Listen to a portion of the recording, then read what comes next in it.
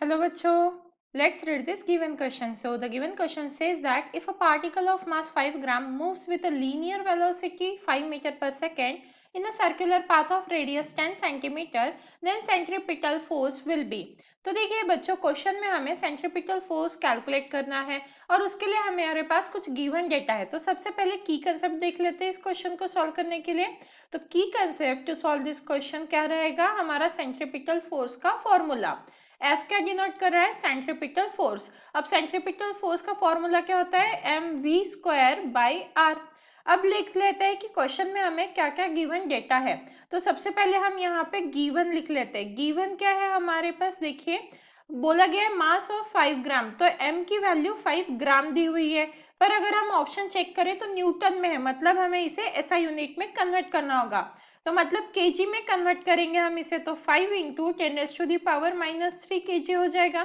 फिर इसके बाद लीनियर वेलोसिटी मतलब v की वैल्यू दी है और वो है 5 मीटर पर सेकेंड। देन लास्ट में हमें बोला गया रेडियस ऑफ 10 सेंटीमीटर, मतलब r की वैल्यू सेंटीमीटर में दी है पर हमें ऐसा यूनिट्स चाहिए, तो इसे हम मीटर में कन्वर्ट करेंगे।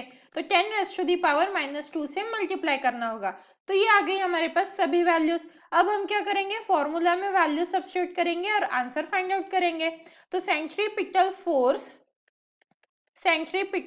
फोर्स जिसे हम यहाँ पे F से डिनोट कर रहे हैं वो क्या होता है, mv²/r। तो m की वैल्यू डालेंगे जो SI यूनिट में है, तो 5 इंटू 10⁻³ आ जाएगा, इंटू v की वैल्यू का स्क्वायर, तो 5 का स्क्वायर आ जाएगा, डिवाइडेड बाय r। r क्या है हमारा, 10 इंटू 10⁻² है।